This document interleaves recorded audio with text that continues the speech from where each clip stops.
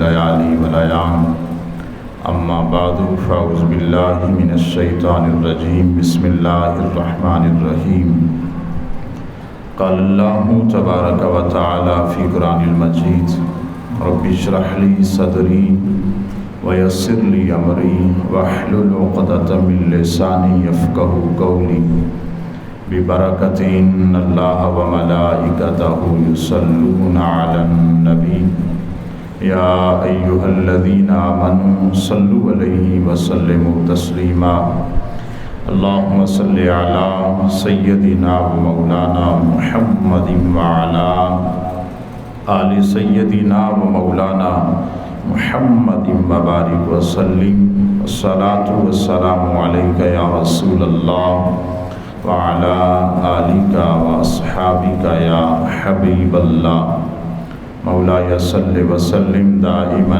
أبدا على حبيبك خير الخلق كلهم هو الحبيب الذي ترجى شفاعته لكل حول من الأحوال مقتهم مولاي صل وسلم دائما أبدا على حبيبك خير الخلق كلهم یا رب بالمصطفى بلغ مقاصدنا واغفر لنا ما مضى یا واسع الكرم مولاي صل وسلم دائما ابدا على حبيبك خير الخلق كلهم صدق الله العظيم وصدق رسوله النبي الكريم الأمين ونحن على ذلك لمن الشاهدين والشاكرين والحمد لله رب العالمين بعد از حمد و ثنا سید الایام جمعۃ المبارک کی اس پاکیزہ بابرکت اور باعظمت نشست میں اور آپ تشریف فرما ہیں۔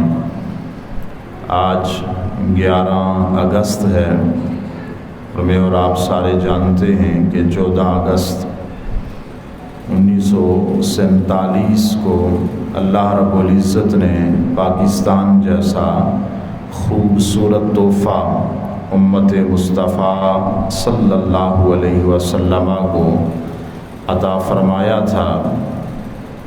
آج ہم چند باتیں اس حوالے سے سننے اور سنانے کا شرف حاصل کریں گے۔ اللہ رب العزت ملک پاکستان کو عزتیں اور عروج عطا فرمائے۔ جتنے نامصائب حالات ہیں اللہ رب العزت پاک ملک کو ہر طرح کے حالات سے نجات عطا فرمائے۔ حضرات ذی وقار، ملک پاکستان کی تخلیق سے پہلے یہ جو پورا خطہ ہے پاکستان، ہندوستان، سری لنکا، بنگلہ دیش، یہ جتنا بھی ایریا ہے اس سب کو صرف ہند سے تعبیر کیا جاتا تھا، ہند کہا جاتا تھا اس کو، اور اس کا تذکرہ احادیث طیبہ میں بھی موجود ہے، اس خطے کا تذکرہ۔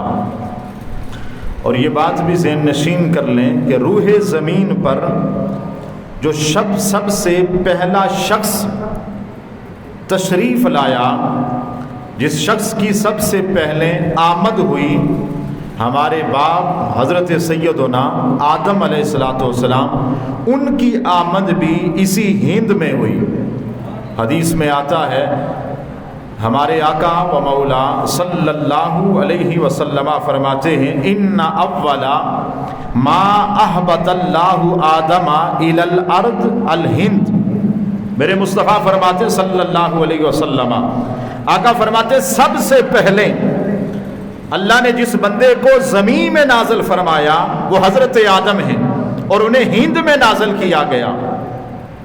اس وقت صرف ہند تھا، انڈیا، پاکستان، بنگلہ دیش، سری لنکا، یہ جو نئے نام ہیں ان کا وجود نہ تھا، اس پورے خطے کو ہند کہا جاتا تھا۔ ہمارے آقا فرماتے سب سے پہلا بندہ جو روئے زمین پہ نازل ہوا جناب آدم، تو انہیں ہند میں نازل کیا گیا۔ اب حضرات ذی وقار، مورخین نے اس بات کو نقل فرمایا ہے کہ حضرت آدم علیہ السلام ہند کا جو ایریا ہے جو اب سری لنکا بن چکا ہے، اور سری لنکا میں ایک شہر ہے جسے مالدیپ کہا جاتا ہے، حضرت آدم علیہ السلام کو وہاں اتارا گیا تھا سب سے پہلے۔ مکہ شریف میں نہیں، مدینہ میں نہیں، شام میں نہیں، عراق میں نہیں، ان سب کا مقام رتبہ بہت اعلیٰ ہے۔ مکہ بہت اعلیٰ ہے، مدینہ بہت اعلیٰ ہے، شام و عراق بہت اعلیٰ ہے، لیکن ہمارے آقا فرماتے سب سے پہلا بندہ جسے اللہ نے روئے زمین پہ نازل فرمایا جناب آدم، انہیں ہند میں نازل کیا گیا تھا۔ اب جناب آدم کو جب ہند میں نازل کیا گیا تو نیا ماحول تھا، اجنبیت، وحشت۔ جنت سے تشریف لائے تھے، جنت میں تو باغات تھے، فرشتوں کی تسبیحات کی آواز سنائی دیتی تھی، یہ خوبصورت مناظر جناب آدم کے سامنے تھے۔ اب حضرت آدم کو جنت سے اتارا گیا اور ہند میں بھیجا گیا۔ ہمارے آقا فرماتے حضرت آدم کو وحشت محسوس ہوئی، اجنبیت محسوس ہوئی، نیا ماحول، بندہ کوئی تھا نہیں۔ حضرت آدم تھوڑے سے پریشان ہوئے۔ میرے مصطفیٰ فرماتے نزل آدم بالہند واستوحش فنزل جبرائیل فنادى بالاذان۔ ہمارے آقا فرماتے اللہ نے جناب آدم کو ہند میں نازل فرمایا، حضرت آدم پر وحشت طاری ہوئی، اجنبیت، نیا ماحول تھا۔ اللہ نے جناب جبرائیل کو بھیجا، کہا جبرائیل آذان دے۔ جناب جبرائیل نے آذان دی، اللہ نے حضرت آدم کی ہر وحشت کو دور فرما دیا۔ اس لیے ہمارے علماء نے لکھا ہے اگر کوئی بندہ بہت زیادہ ڈرتا ہے، وحشت محسوس کرتا ہے، یا کسی قوم پر عذاب مسلط کیا گیا ہے، آذان دی جائے، اللہ ہر طرح کی اجنبیت اور وحشت کو دور فرما دیتا ہے۔ اب حضرات ذی وقار، اور آذان بھی وہی تھی جو آذان آج ہم پڑھتے ہیں۔ حدیث میں آتا ہے میرے مصطفیٰ فرماتے جبرائیل نے کہا اللہ اکبر اللہ اکبر اللہ اکبر اللہ اکبر، اشہد ان لا الہ الا اللہ، اشہد ان لا الہ الا اللہ، اشہد ان محمد الرسول اللہ، اشہد ان محمد الرسول اللہ۔ اور مرتين مرتين، یہ جو شہادتین کے کلمے تھے جناب جبرائیل نے 2 مرتبہ کہے، 2 مرتبہ اشہد ان لا الہ الا اللہ، 2 مرتبہ اشہد ان محمد الرسول اللہ۔ آذان سے جب فارغ ہوئے تو حضرت آدم نے سوال کیا جناب جبرائیل سے، کہا من محمد صلی اللہ علیہ وسلم، کہا آذان میں رب کا نام تو ہے، وہ تو ٹھیک ہے، وہ معبود پر حق ہے، اس نے پیدا کیا ہے، لیکن جبرائیل جس محمد کا نام تو آذان میں دے رہا یہ ہے کون؟ میں جنت میں رہتا تھا، میں نے جنت کے باغات کو دیکھا، محلات کو دیکھا، میں نے جنت کے پتوں کو دیکھا، اینٹوں کو دیکھا، ہر اینٹ پر، جنت کے ہر پتے پر جہاں رب کا نام ہے، رب کے نام کے ساتھ محمد کا نام لکھا ہوا ہے۔ من محمد، جبرائیل یہ بتا یہ محمد ہے کون؟ جبرائیل کہتے رب نے کہا اسے بتا دے آخر ولدی کا من الانبیاء، کہا یہ انبیاء میں سے تیرا آخری بیٹا ہے، اور رب نے اسے سب سے آخر میں نبوت کا تاج عطا فرما دیا ہے۔ پیدا سب سے پہلے ہوا ہے لیکن یہ دنیا میں تشریف سب سے بعد لائے گا۔ تو حضرات ذی وقار، ہندوستان، ہند جس کو کہتے ہیں، اس کا تذکرہ حدیث میں آتا ہے۔ مولا علی شیر خدا کرم اللہ تعالی وجہہ الکریم سے کسی نے پوچھا تھا، کہا کہ آپ کو سب سے پیاری خوشبو کون سی جگہ کی لگتی ہے؟ یہ مدینہ المنورہ میں رہتے تھے، یہ مکہ میں رہتے تھے، مکہ کی خوشبو کے کیا کہنے، مدینہ کی خوشبو کے کیا کہنے، لیکن مولا مرتضیٰ کیا کہتے اطیب ریح فی الارض الہند، اگر مجھ سے پوچھتے ہو اگر مجھے سب سے زیادہ پیاری خوشبو لگتی ہے تو وہ ہند کی لگتی ہے۔ ہمارے آقا علیہ الصلوۃ والسلام کا یہ بھی فرمان ہے، آقا کہتے ہیں مجھے ہند کے علاقے سے جنت کی خوشبو آ رہی ہے۔ اقبال نے کہا تھا نا، میرے عرب کو آئی ٹھنڈی ہوا جہاں سے، میرا وطن وہی ہے، میرا وطن وہی ہے۔ تو حضرات ذی وقار، یہ پہلے ہند تھا، اب پھر جب آبادی ہوئی تو یہاں پر مسلمانوں کی حکومت رہی۔ مورخین نے لکھا ہے 999 سال سے زائد عرصہ یہاں پر مسلمان حاکم رہے، مسلمانوں کی حکومت رہی۔ یہ جو انگریز تھے یہ بغرض تجارت یہ ہند کے علاقے میں آئے، اور پھر انہوں نے تجارت کرتے کرتے اتنا قبضہ جمایا، ہمارے بہت سارے لوگ جو پیسے کی لالچ میں طمع میں انگریز کے ساتھ مل گئے، انگریز ملک کا حاکم بن گیا، اور ہندو اور مسلم جو دو قومیں تھیں یہ انگریز کے ماتحت رہنے لگی. انگریز نے ظلم و ستم شروع کیا, مسلمانوں میں جذبہ جہاد پیدا ہوا. 1857 کی جنگ آزادی لڑی گئی جس میں بہت سارے مسلمان شہید کیے گئے. ہماری تاریخ بتاتی ہے صرف 10,000 علماء, حفاظ اور قراء ایسے تھے جنہیں انگریز نے سولی پہ چڑھایا تھا. 10,000 حفاظ ایسے تھے. مولانا عنایت اللہ سانگلا ہل, مولانا عنایت اللہ صاحب انہیں سولی چڑھایا گیا. مولانا کفایت علی کافی انہیں سولی چڑھایا گیا. یہ جو آپ کلام بارہا سنتے ہیں, کوئی گل باقی رہے گا نہ سونا چمن رہ جائے گا, ایک رسول اللہ کا دین حسن رہ جائے گا.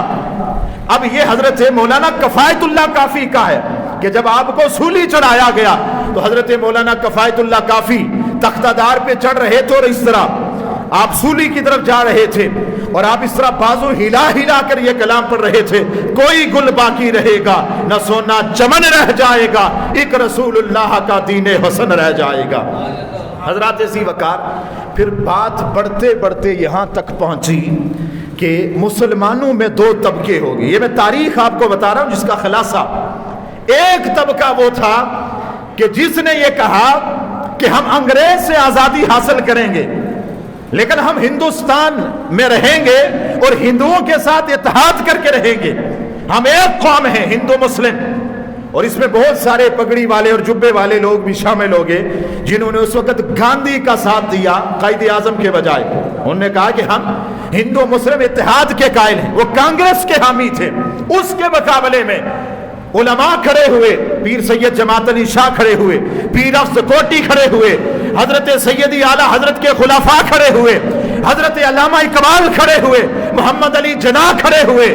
انہوں نے مسلم کانفرنس کی بنیاد رکھی اور فتویٰ امام اہل سنت بطن حریت قائد عظیمت امام احمد رضا کی بارگاہ میں پیش کیا گیا.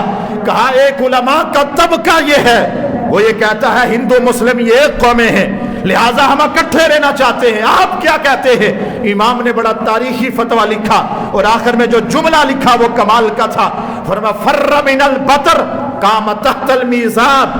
کہا مجھے حیرانی ہے ان لوگوں پر, بارش سے بھاگتے ہیں اور پرنالے کے نیچے کھڑے ہو جاتے ہیں. انگریز سے آزادی چاہتے ہیں اور ہندو کے ماتحت رہنا چاہتے ہیں. یہ بارش سے بھاگے اور پرنالے کے نیچے کھڑے ہو گئے نا. دو قومی نظریے کا تصور سب سے پہلے یا مجدد الف ثانی نے دیا تھا یا امام احمد رضا فاضل بریلوی نے دیا تھا. آپ نے فرمایا تھا ہندو الگ قوم ہے, مسلمان الگ قوم ہے, ہماری تہذیب الگ ہے, تمدن الگ ہے, رہن سہن الگ ہے, کلمہ طیبہ الگ ہے.